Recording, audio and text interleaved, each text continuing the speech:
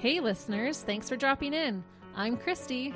And I'm Melissa, and this is Buried Motives, where we dig deep into the details of some of the most gruesome Dirtbag murderers.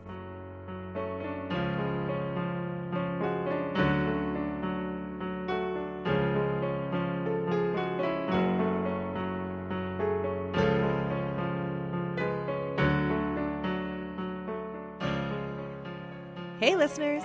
Welcome back to Buried Motives. We're glad you're joining us for another week, and if you're here for the first time, welcome. Yes, welcome. We love new listeners, and we super appreciate our regulars as well. Yeah, so Christy, what do you have for us this week? Well, I'm going to start today's case with a few questions. And I know you well enough that I already know your answer, but I'm putting it out to the listeners as well, and I do want you to answer. Do you ever go out to eat? Yes, all the time. We likely all do. I love going out to eat. I know you like to go out to eat. And I don't go often, but I sure enjoy when I do. It's so nice to have someone else just cook for you. And to try different things. Exactly.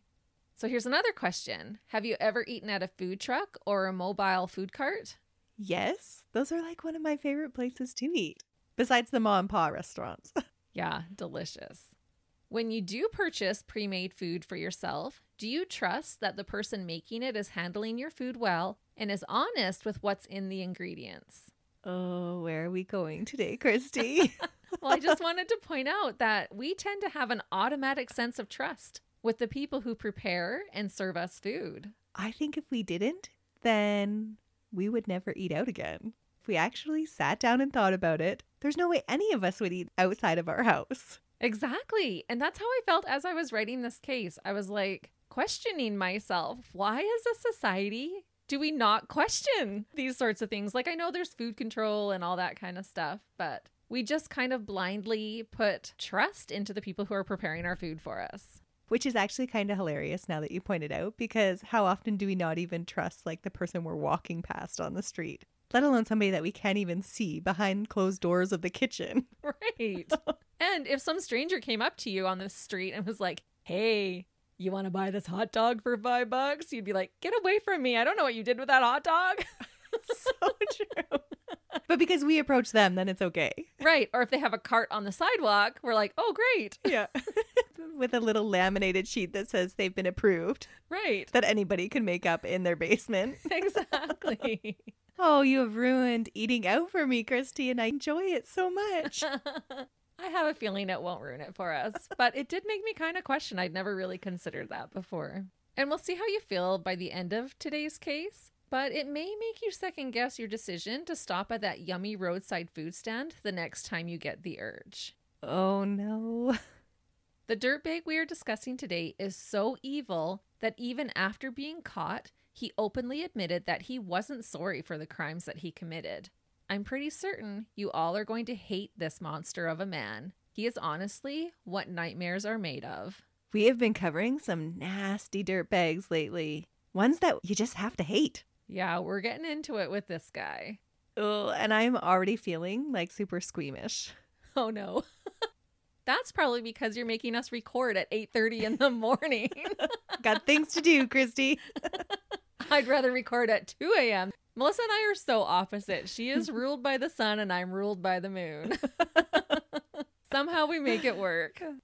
Maybe that's because opposites attract. Yes. Mind you, hopefully everyone listening is the opposite of this dirtbag I'm about to tell you about. And it sounds like we definitely don't want to be attracting him either. For sure we don't.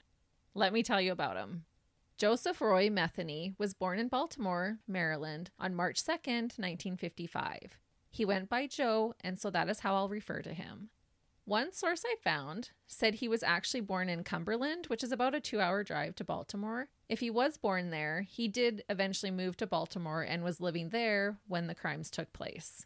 Okay, so he spent most of his life in the same area then. He did. He did not venture far. It is reported that Joe had a rough upbringing. Before we go any further, I do want to put out a little disclaimer that a lot of the information the public has about Joe is from his own later confessions. Usually, finding out information from a killer himself is considered a goldmine. However, in this case, Joe had a reputation for stretching the truth. Police tried to confirm what they could, but for some things, They are just taking his word for it with a grain of salt. A storytelling dirtbag. Yeah. Which you covered one like that not that long ago in your Christian Bala case. Yes, he was a storyteller and purposely created myths or lies about himself. Yeah, which is a little different than this guy. I don't know if he's just trying to stretch the truth a bit for shock value. But on the other hand, I kind of believe him because he is so evil and unremorseful that I think he just had no problem telling them exactly what he did. No shame. My second disclaimer is when reading parts of his statements, I will also be substituting some of his foul language. You'll know when I've added a replacement word. Fruit? Is that what you said? No, he doesn't say fruitin'. Fruit off. But maybe that should be the new word. And he's so foul, actually, that there was a lot of statements that I didn't even bother putting in because I would have been replacing every other word. Joe's father worked as a laborer, but was also an alcoholic, and from what I read, not necessarily a nice one. Some reports said that he could be abusive. When Joe was 6 years old, his father was tragically killed in a car accident. When his father died, he left behind a wife and 6 children. This meant that overnight, Joe's mom, Jean B. Methany, had to suddenly provide for and take care of all 6 kids all by herself. That wouldn't have been easy in the 60s. No, not at all. Jean had to work multiple jobs at a time. She worked as a bartender, a waitress, and even a canteen truck driver, delivering lunches to workers at a shipyard. Joe claims that he and his siblings were severely neglected growing up. He was super young when his dad was killed, and I'm sure his mother was gone a lot to try and provide for her kids. Well, being the sole breadwinner, that would have to take priority to put food on the table. Yeah, especially for 6. And they didn't have any extended family members that you read about? That actually leads me into my next point. Joe said that his mother couldn't always take care of them, and that resulted in them having to bounce from house to house of friends and family who were willing to help his mom out and take care of them when she couldn't. He likened it to being in foster care. Just no steady environment. Right. So there were people, though, that were willing to help her.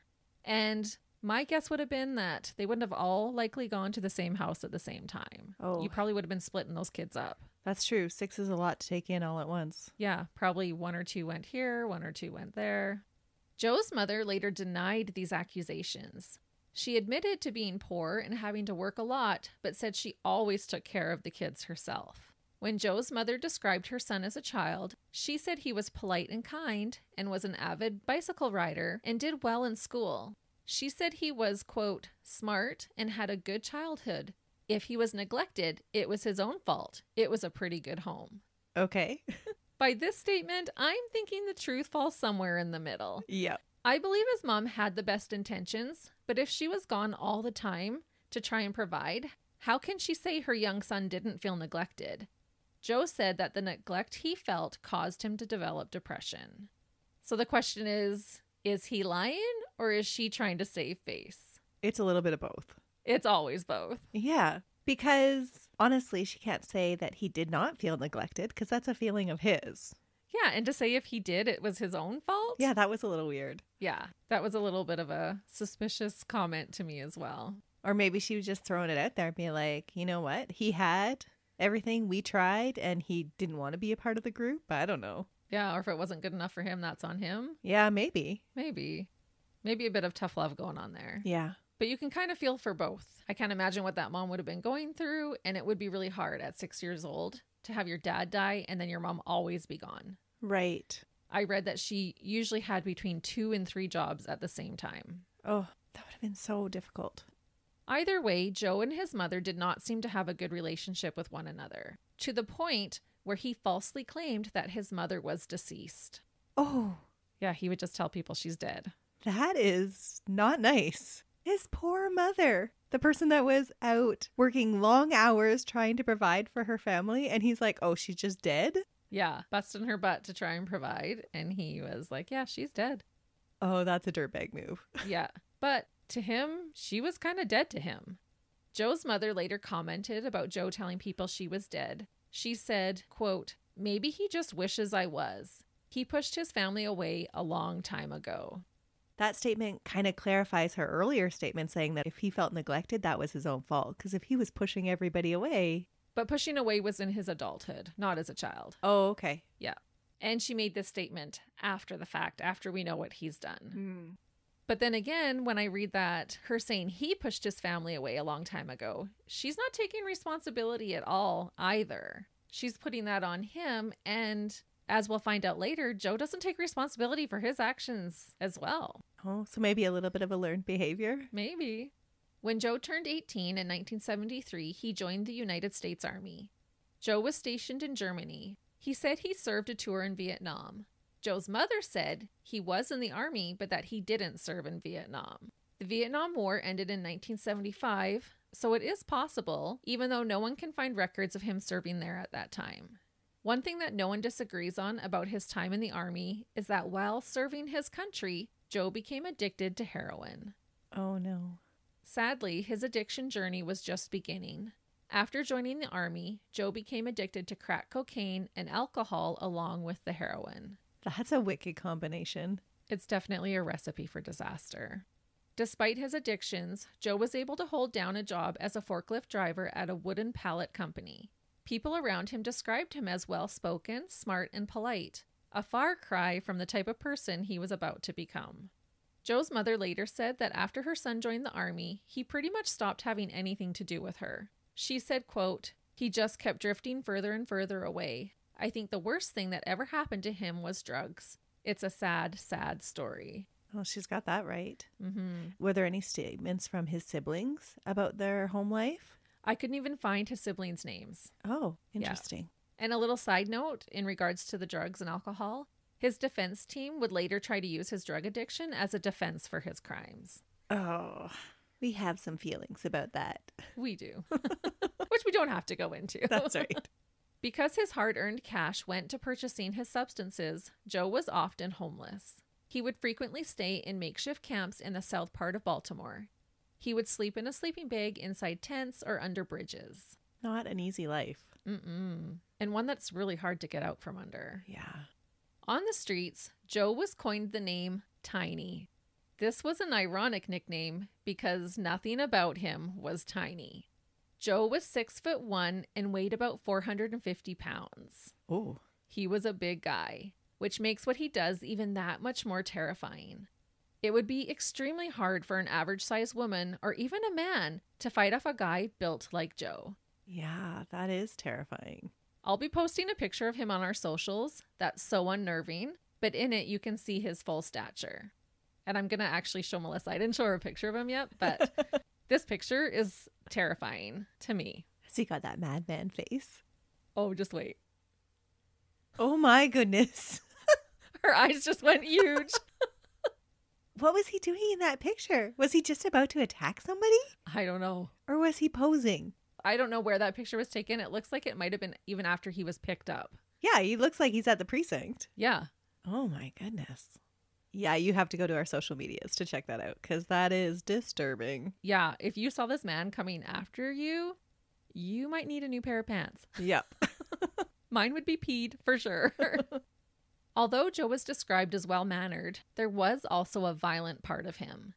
Allegedly, he would often get into fights at local bars with other men. He gained a reputation as being a bar brawler and had many charges placed against him, things like drunken disorderly or assault. And was he usually the instigator? I don't know that, but I wouldn't put that past him. Because usually if one person is getting into multiple bar fights, you've got to be the instigator a lot of the time. Well, and I'm thinking with his propensity to kind of tell stories, I'm wondering if he gets himself in trouble and is telling a story and then somebody's like, yeah, right. And then he has to challenge them because they've challenged his story. Could be. Eventually, Joe met a woman and fell in love. She too was heavily addicted to drugs and alcohol, which when you put the two together, it wasn't a good mix. The two got married and Joe was able to straighten up enough to purchase or rent a trailer for them. Was he trying? Maybe. And I'm going to apologize that there are a lot of people in this case whom there are no names recorded for. Joe's wife is one of them. It is possible that names could have been left out of the case reports to protect some of those involved. Oh, that often happens when they're redacted. So it's definitely not out of disrespect that I'm not including their names. but she was one of those names that I could not find anywhere. Okay. Joe and his wife welcomed a baby boy into their family and seemed to just be living their life as per their usual until something happened that changed everything. One day in 1994, Joe came home from work, as one does, but this night, when he entered their trailer and turned on the light, he realized that the place had been cleaned out. She left him? She did. Oh, and he already has abandonment issues. Yeah. He was working as a truck driver and had been working overtime. While gone, his wife had taken everything, including their son, and had taken off. And I always have so many questions when I hear of this happening. Moving is a huge job. I don't know how you pack up and clean out a house so quickly. If he was gone on an extended trip while he was trucking, then she'd have some time. It didn't sound like he was gone that long. Okay. But what a huge thing for this to happen to him.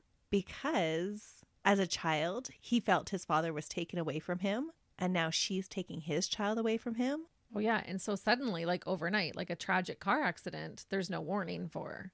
Mm-hmm. And that makes sense why this was such a trigger for him. Yeah. You can see how it would be. Yeah. This discovery was a surprise to Joe. When he left for work, he had no idea his whole family and all his belongings would not be there when he returned home from his shift. There was nothing left in the house. Oh, man. Joe was convinced that his wife had left him for another man and had moved in with this man and taken their son with her. He knew there was also a chance that they were just living on the streets somewhere with this guy. That would be so hard. Mm-hmm. Needless to say, Joe lost it. He saw red and was set on finding her, their son, and this man who had taken them away from him. Is he going to take it out on a whole bunch of strangers looking for this man? Yep. Oh, no.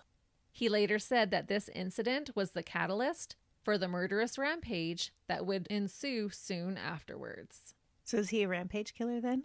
He's just a killer. Okay. He does a spree killing and then other murders as well. Okay. About his wife leaving, Joe said, quote, "My old lady had taken everything, including my son, and left me. Her leaving was not my problem, but she took my 6-year-old son with her." He was 6 at the time too? Yes. Oh man, this is going to be huge triggers. Uh-huh. He continued to say, "She was a crack addict and a worthless piece of crap. I would have paid her to get out of my life. All she had to do was take my son over to my mother's house and she could have had everything else and be gone." Joe went on the hunt. He spent days searching the streets for his wife and child. He checked out all the usual hangout spots, the places they would go to purchase drugs, halfway houses, and one particular bridge named Hanover Street Bridge in Baltimore that a lot of drug users and homeless people were known to hang around and sometimes sleep under. It was a place they both knew well. The area was referred to as Tent City. About 6 months later, Joe found out that his ex-wife had moved to the other side of town with a man and had turned to sex work to support her drug habit. Where was his son? He learned that his ex was arrested for drugs and that their son had been apprehended by social services and placed in foster care. No, because he hated bouncing around and he equated his life to being in foster care, which was a horrible life. He's Yeah. going to hate this. Yeah, totally a parallel to his childhood in his eyes. His ex had been charged with child neglect and child abuse along with her drug charges.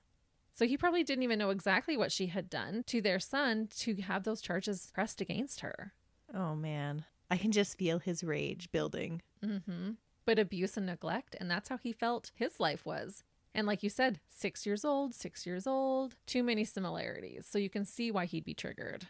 And then at the time that it happened to him, he couldn't do anything about it as a child. And now he's this big, honking, huge man that gets into bar brawls and does something about it. Yeah, so you could see why he would hyperfixate on this. He is not going to let this go.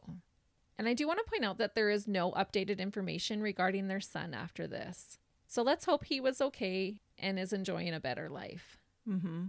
I couldn't find anything. And honestly, I didn't look too hard because I just feel like he should be able to live his life without being tied to Joe Methany. As we just discussed, finding out that his son was taken away only fueled Joe's anger, and he was more determined than ever to find them. He said, quote, I had no chance of going to social services and trying to get my son back due to my past criminal record. So I took it upon myself, with the hatred I had for these two who lost my son, to go looking for them. I had found out from someone that they was going under that bridge and getting high with some homeless mother effers who lived under that bridge. So he's like this vigilante killer then, in his eyes. In his eyes. He's wanting revenge for having his son taken away, because he knows he's not qualified to get his son back. Joe decided to go to the bridge and look for his ex-wife. To his dismay, she wasn't there. There was, however, 2 homeless men under the bridge. He said they were passed out on a stinking old mattress when he found them. He was sure they were the guys that he had been told of that got high with his ex and her new man. The men's names were Randy Piker and Randall Brewer. Both men were 33 years old at the time. Joe approached the 2 men and asked them if they had seen his wife or knew where she was. They said they didn't know her or where she was. Joe became increasingly irate. He didn't believe them. He thought they were lying and knew more than what they were admitting to. Joe started to walk away, but his fuming must have grown so intensely that he decided to turn around and take his frustration out on the 2 unsuspecting men. Oh, those poor guys, just in the wrong place at the wrong time. Exactly. And it just so happened that people were like, yeah, they're hanging out with these couple of guys under the bridge. That's where they're doing their drugs. Joe had been carrying an axe with him. What? And I assume he was carrying it in case he actually did find his ex-wife. So he did intend to kill somebody. He was wanting to kill his wife, I believe, because he had this axe in hand and was asking people, have you seen her? Where is she? I gotta find her. And so maybe they did know her, but weren't going to say anything because here's this ginormous man with an axe asking where she is. Yeah. And I'm sure he wasn't asking nicely. No, I was just thinking that. Who would turn over somebody else? Well, if they're threatening your life, though. But he wasn't yet. He was just asking. He started to walk away, and then he was like, nope, that's it. And he turned around.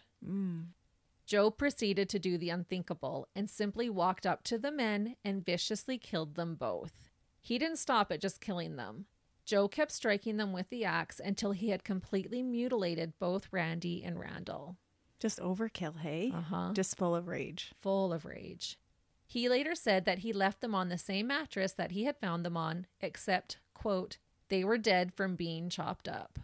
And just like matter-of-factly. Yeah. Like no remorse. Nope. Like I said, he is just so cold-blooded. He is such a dirtbag. Joe was not satisfied after killing the 2 men. He spotted a woman and lured her down over towards him. He used the offer of drugs to get her to go with him under the bridge. He proceeded to get the woman high and then questioned her about his ex. He said she acted like she didn't know anything about his ex's whereabouts. Because he thought the woman knew and chose not to share the information about his ex, Joe viciously beat the woman. And remember, he's 6'1" and 450 pounds versus a homeless woman addicted to drugs. After mercilessly beating the woman, he raped her and then ended her life. And I believe he strangled her. Joe was still not satisfied. Well, he hadn't found his wife yet. No. Joe threw this woman's body in nearby bushes and lured another woman down by the bridge. Joe did the exact same thing to the second woman as he did the first. He got her high, and when she couldn't answer his questions, he beat her, he raped her, and then murdered her.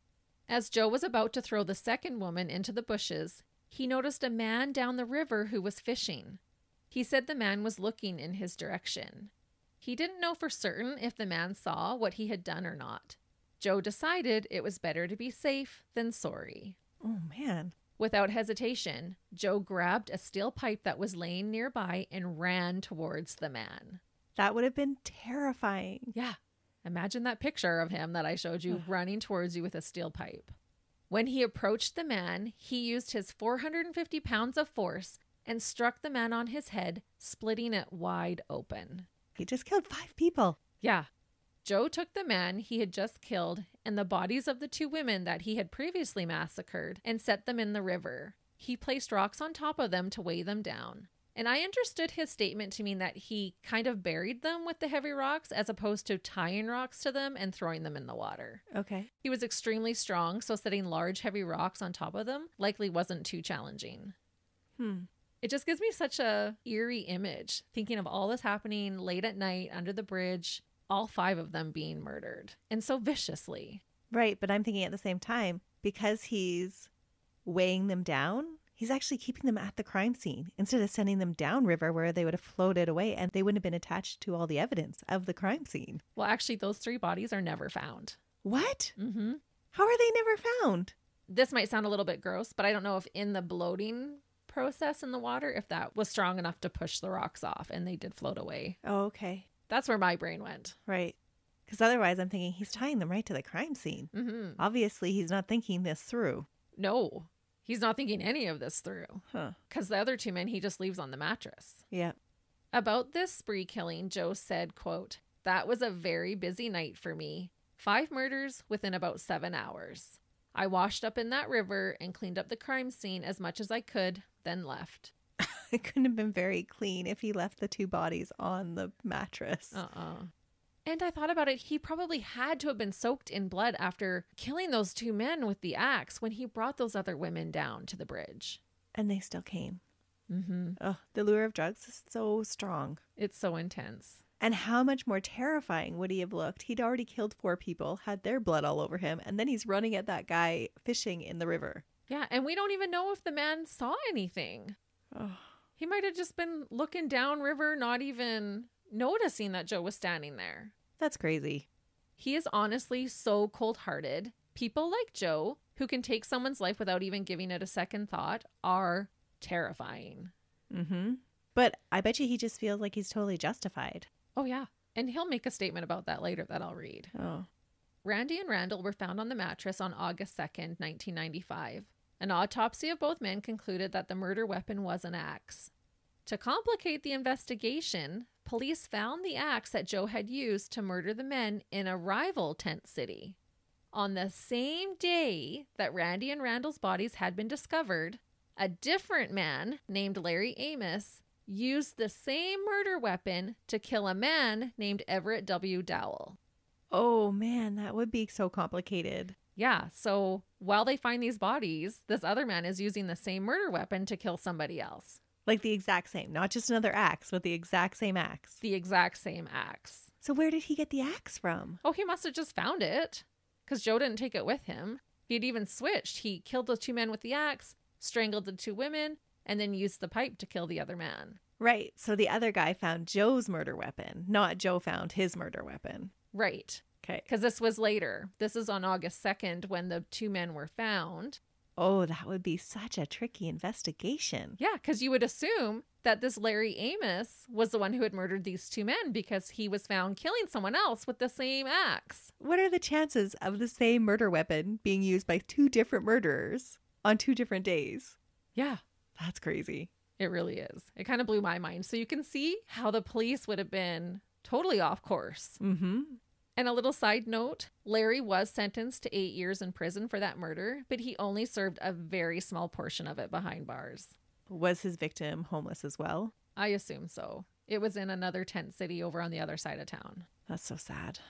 I just had the thought, like, that little axe had no idea what it was going to do when it was created. Because So how true. often would that happen, that one murder weapon would be used by 2 different murderers? Yeah, like that is bizarre. It really is. Despite the sidetrack for the police, it didn't take too long before Joe was arrested for the 2 men's murders. Being his size and a regular in the area, I'm assuming it would be hard for any eyewitness to mistake him for somebody else. Oh, for sure. He was placed into custody at Baltimore City Jail to await his trial. You know how we often talk about a time in a case when things could have turned out differently? Is this that time? This is that time for this case. It was concluded during his July 1996 trial that there wasn't sufficient evidence to prove that Joe murdered Randy and Randall. So maybe he did a little bit better of a job of cleaning up than I originally gave him credit for. Maybe. The trial only lasted 1 week. This meant that Joe was released as a free man. Oh, man. If only, right? Mm-hmm. If only. Because what happens next proves that Joe did not learn any type of lesson while incarcerated. And had he been convicted of Randy and Randall's murder, perhaps what happens next might have been prevented.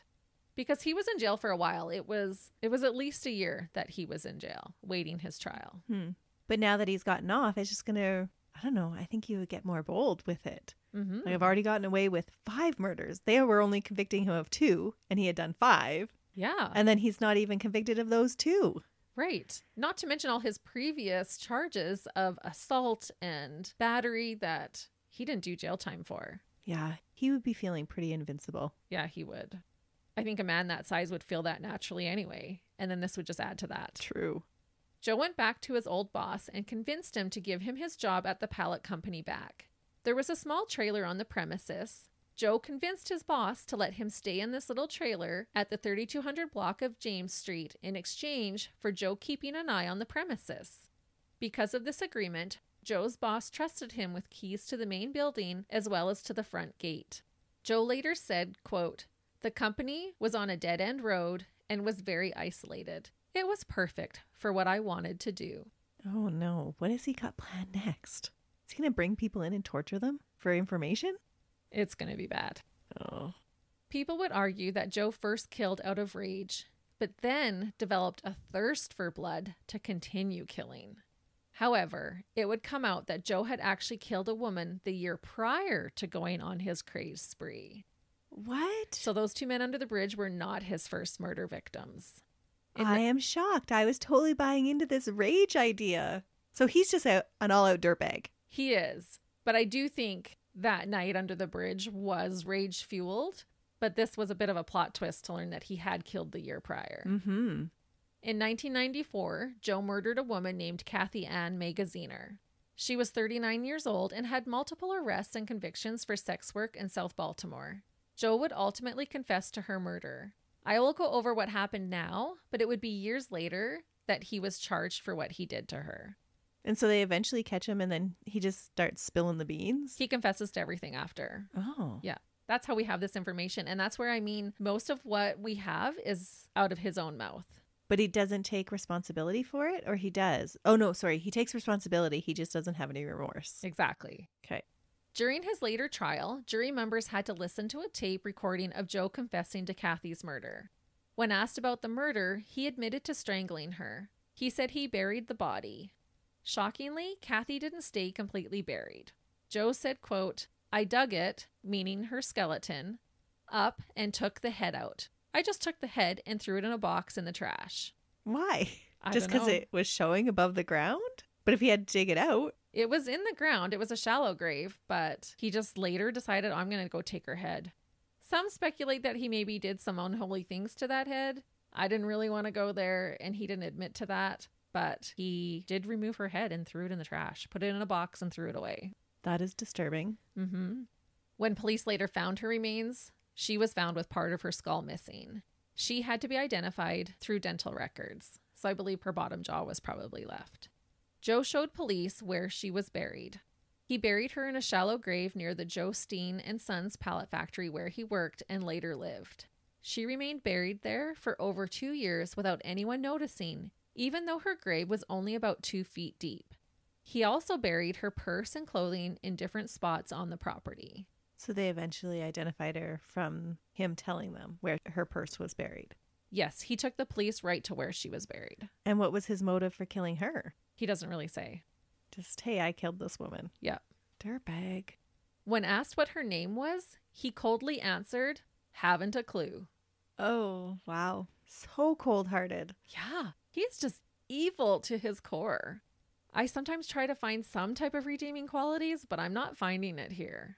He did, however, explain that he murdered her for a sense of power and because he got a rush out of it. Oh, there's the bloodlust. Mm-hmm.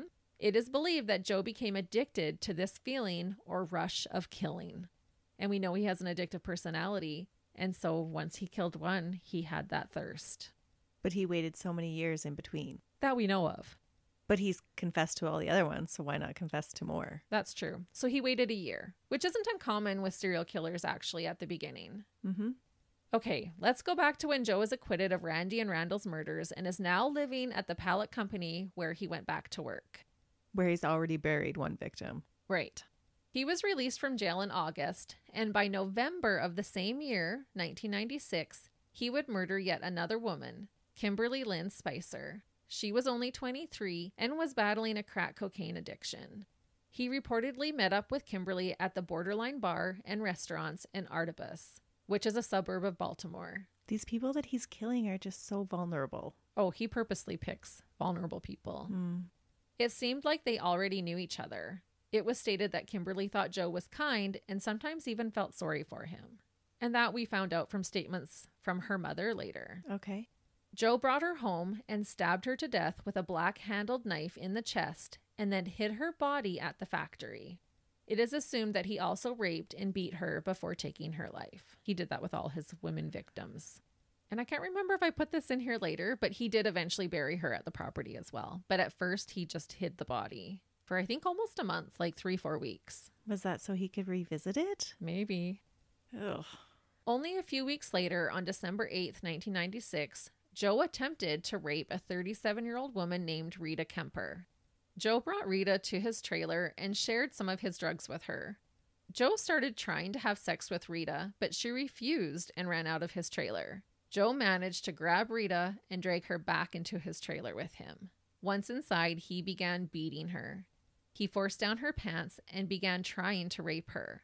While doing this, he said to her, quote, "I'm going to kill you and bury you in the woods with the other girls."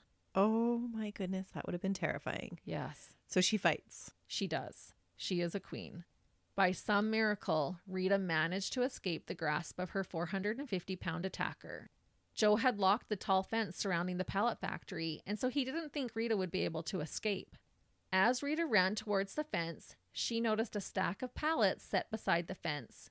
She was able to climb the stack of pallets and get over the fence, freeing herself. Rita immediately ran to the police. Rita later said that you could see the evil in Joe. They had known each other prior, and she stated that she feared she was going to die on that frightful night. She said, quote, "Whatever Tiny wanted to do that night, he was going to do. He told me I could scream as loud as I wanted to. I knew that he wasn't going to let me out of there alive. I wasn't letting this man take my life from me without a fight." Good for her. In Joe's later confession, he said this about the attack on Rita, quote, "I got her in there and started to rip her clothes off and knocking the hell out of her. She was screaming, but there was no one around to hear her except me. And I just kept on laughing at her. Oh my goodness. I turned around for a split second, and that was my mistake, for she ran out the door before I could get to her. There was an 8-foot chain link fence with barbed wire on top of it around the front of the company. There was a stack of wooden pallets next to the fence about 10 feet high. That bee scaled those pallets like a monkey and jumped the fence and ran down to the main road where some guy in a pickup truck picked her up and took her to a nearby gas station where they called the cops. Well, I knew the cops were on their way, but I didn't run. I gathered up her clothing, grabbed the keys to the gate, and went out and opened it. As soon as I stepped out the gate, a cop car pulled up, and the cop jumped out and pulled his gun on me and told me to get on the ground. And that is where it all came to an end. He's just giving up. Yeah. Oh, okay. Well, he knew he was done. Right. They knew each other before. She got away. He knew they were coming for him. Right. I was envisioning him making up some story about how it was all her fault. She made up a story to tell the police. Yeah, he's a liar. You'd think he would have come up with a lie. Yeah. But no, he even opened the gate for the police. He was like, okay, open the gate, and waited for them. Police probably were not expecting that. No. Police actually commented that when they showed up at the pallet company where Joe worked and lived, they were expecting to have a huge fight on their hands. Joe was well known with the police for his temper because of the charges he had gotten during bar fights. His size had them worried. Thankfully, Joe went easily with the police. One of the arresting officers would later testify that when they arrested Joe, Joe told them they didn't need to be scared. The officer replied that he wasn't scared of him. Joe replied, quote, "You ought to be." That would have been chilling. Oh, yeah. I could totally picture that whole conversation happening. I'm just envisioning, was it the old wrestler that was like Andre the Giant? He was a wrestler. Yeah, he was a wrestler. But that he was presented as this super kind, timid person and then would bash people. Yeah. He almost seems like he has dual personality. Yeah, because everyone said he was polite and well-mannered. He was well-spoken. He was actually really intelligent. Not genius level, but was, yeah, a smart guy. While being interrogated, Joe decided to confess to murder, including the murders of Kimberly and Kathy. He said, quote, "I killed her. I'm a very sick person. I need help." Perhaps wanting help was why Joe was cooperative. He even took the police to where he had buried Kathy. Her body was found, like I said, with most of her skull missing, confirming his story of digging her back up to remove her head. Joe claimed that he had their remains buried in 7 different holes, but he buried all the evidence, which likely made up those extra holes. Because I don't believe he dismembered those 2 girls, just removed the one head. Okay. And this too kind of speaks to me that maybe he wasn't lying about the things that he confessed to, because what he said had happened. Yeah, like his story was believable, or at least meshed with Rita's version of events. Yeah. And they're finding evidence where he's telling them it's going to be. So it sounds like he is telling the right stories. I honestly believe that he is. He was just known to be a liar, and there's a lot of victims that they never do find the bodies, and so they can't actually charge him with some of these murders. Does he have a psychological assessment that tells him that he's like a sociopath that just can't feel remorse? Not technically. Some give their opinion, but not an official diagnosis. It just seems so interesting that he's so willing to tell them about it, and he's self-reflective enough to identify that he needs help with it. Mm-hmm. And that he's turned himself in now. Yep. Pretty much. Yeah, he did. He recognizes that he's caught and he turns himself in. And instead of just copying to that one crime, he lets them know about everything else that they haven't even connected him to. Yeah. They wouldn't have even known that those bodies were in the ground at the pellet company. That is interesting. And Joe surprisingly confessed to multiple other murders. Between 10 and 13, he said. What? He said that most of his victims were young white women who worked in the sex trade or were homeless people. Most of them were addicted to heroin or cocaine. Joe said that he brutally raped each one of them. He also told police that he discarded most of their bodies in the Patapsco River. The river was searched, but no bodies were found. If Joe didn't throw his victims in the river, what did he do with them? Where were all these bodies? What Joe told the authorities next, I'm fairly certain they were not expecting to hear. Oh, this is where we're going to get the tie-in for the restaurant questions, aren't we? Absolutely. Oh, gross.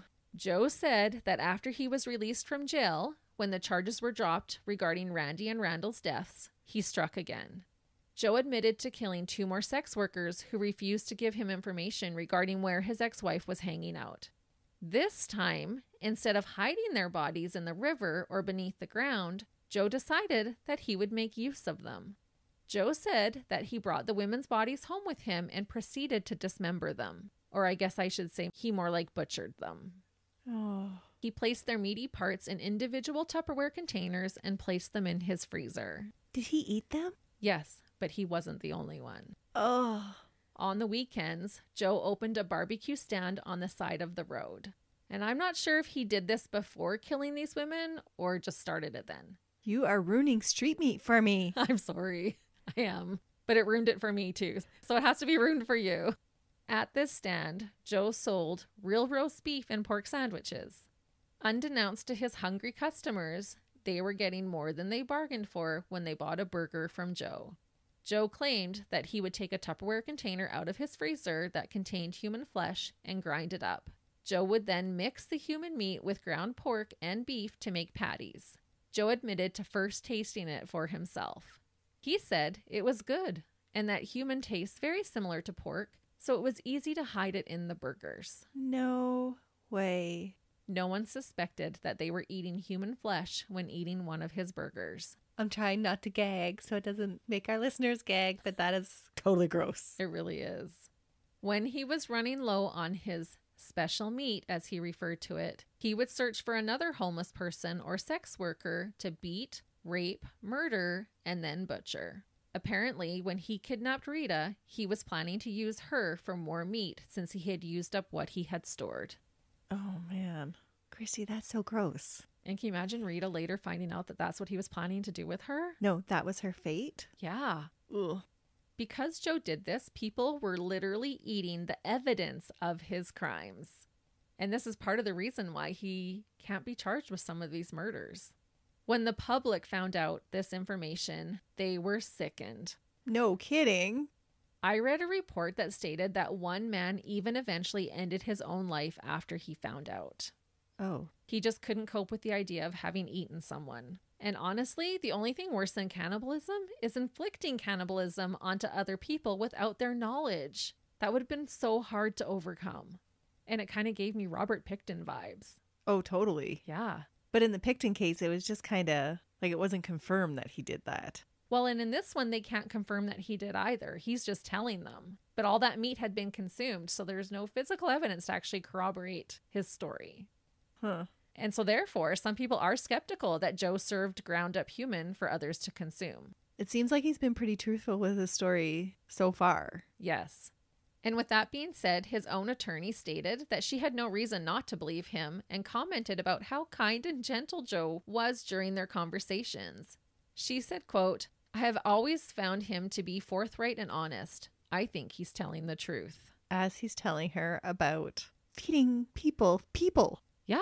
So like you said, this dual personality, because even she's saying he's kind, he's honest, but I do believe him that he's done all of these terrible things. So bizarre.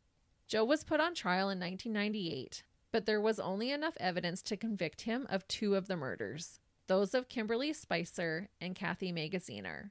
They were the only bodies found.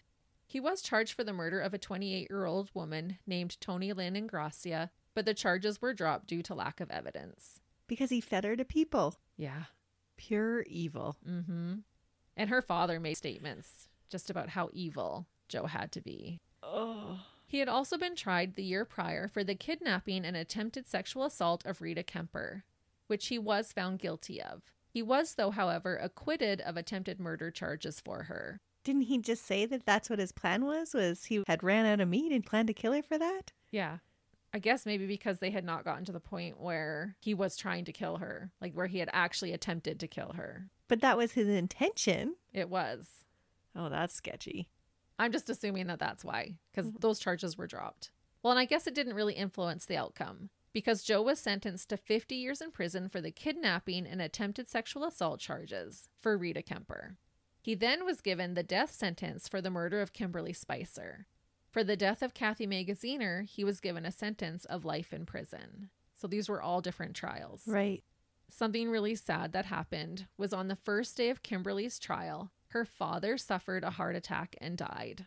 Oh, no. The stress of it all? Her mother believes that it was attributed to the stress of it. She said, quote, "God is upholding me. I know Kimberly is in heaven now, and my husband's there with her." That'd be so difficult to be the one left behind. Oh, so heartbreaking. In the year 2000, Joe's death sentence was overturned and reduced to life in prison without parole. What? Originally, the death penalty was given because it was believed that Joe had murdered her while committing a robbery, but the motive was later believed not to be robbery. Kathy's mother argued that because he buried his victim's belongings, it should have made him eligible for the death penalty, that would have proven robbery. And the decision was a close call. It was split 4-3 in favor of overturning the death penalty. Sometimes I do not understand the semantics of the law. I know. That he could get the death penalty if he robbed them, but if he fed them to other people, then he couldn't get the death penalty. Right. And not rob them, but that if that was the motivating factor of the murder. And like you just expressed, in my opinion, the murders themselves should have been reason enough to elicit the death penalty. So I'm not sure why it needed robbery as the motive. But like I said, I don't believe the murders were motivated by robbery. No, they were motivated to fill his freezer. Yeah, exactly. Ugh. We have never claimed to be experts of the law, especially when it can change from state to state, province to province, or country to country. I just found it interesting that this is what the law was in Maryland at the time, and I'm not sure if it still is. During the trials, detectives described Joe's crimes as brutal sexual assaults that seemed to suggest a psychotic aggression towards a certain type of woman, which to me, that woman would be his ex, right? Mm-hmm. They were all drug addicts, sex workers, homeless, that type of thing. Mm-hmm. Joe admitted one regret. So he is remorseful. Well, not really. He admitted that his sole regret was that he didn't have the opportunity to kill his ex-wife and her new boyfriend. Oh, no. Many believe that the murders started out as revenge, but then quickly turned to enjoyment for Joe. It was during Kimberly's trial when he made the statement about getting enjoyment out of killing. He said it gave him a rush or a high. He said he, quote, had no real excuse why, other than I like to do it. Just evil. And I'm not buying that revenge was the motive because he had killed prior to that. Right. At his sentencing, Joe asked to be put to death. He had the audacity to say, quote, "The words, 'I'm sorry,' will never come out, for they would be a lie. I am more than willing to give my life for what I have done, to have God judge me and send me to hell for eternity. The only thing I feel bad about in any of this is I didn't get to murder the two mother effers I was really after. And that's my ex-old lady and the guy she hooked up with." Well, now I'm super glad that he didn't get the death penalty. Yeah, we never want to give these dirtbags what they ask for. At around 3:00 p.m. on August 5th, 2017, Joe was found unresponsive inside his prison cell at the Western Correctional Institution in Cumberland, Maryland. He was pronounced dead soon after being discovered. He was 62 years old and had served 20 years behind bars for his crimes. And I just got to say, good riddance. That's what I was just going to say. Were you? Yeah. Good riddance. Mm-hmm. Was it natural causes or had he killed himself? There was an investigation into it, but they didn't really say. I couldn't find a real official report, but he did have an isolated cell, so he wasn't with someone else to be murdered or anything like that I could find. So I'm assuming it probably was natural causes, to be honest. I will end with one final statement made by Joe regarding the human burgers he made. No. Prepare yourself.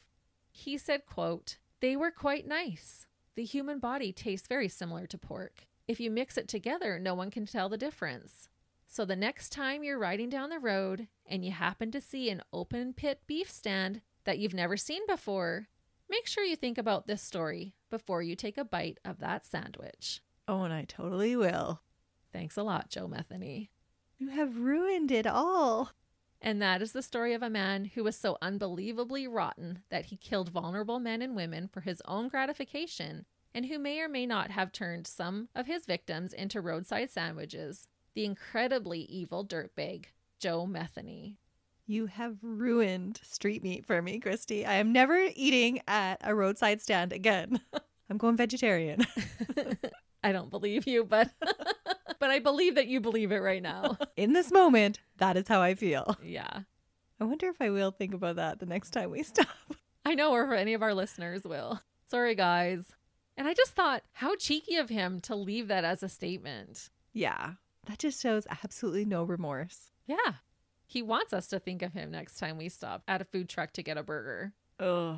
I am curious, listeners. Let us know on our socials if you now have second thoughts about stopping at those roadside stands. I think we will for a while. But don't let that stop yourself from going out and treating yourself. We do have to blindly put that faith and trust into our food service workers. And there can't be many dirtbags like Joe out there. Let's hope not. But speaking of dirtbags, we'll be back next week where Melissa will tell us about another one. There is no shortage of them. Until then, see ya. Bye.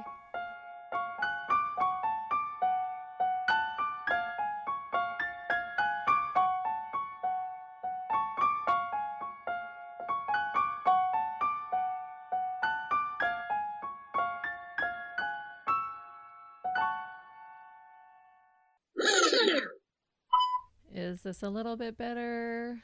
Christy sounds better. If only I was better. Positive thoughts. So, Christy, what do you... Did you just click your pen? I did. Yeah. Sorry. Fidgety today.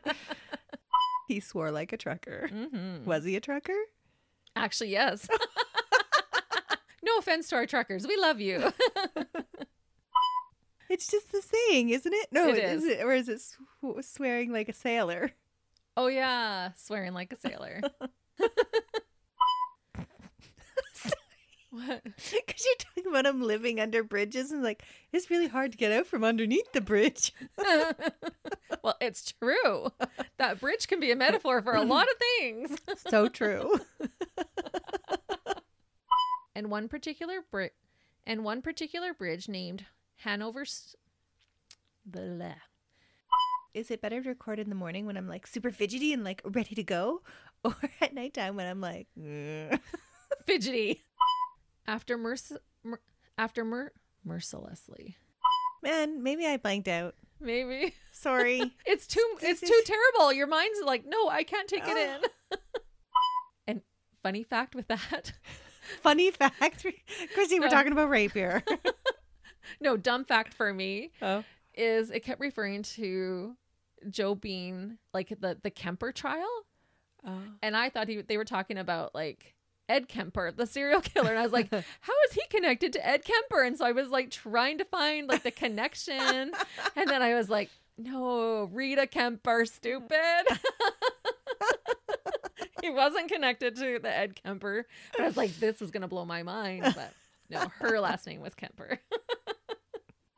Okay, are you happy with that? I'm okay. I think Do you think that was that's okay? yeah, that sounded good. Okay.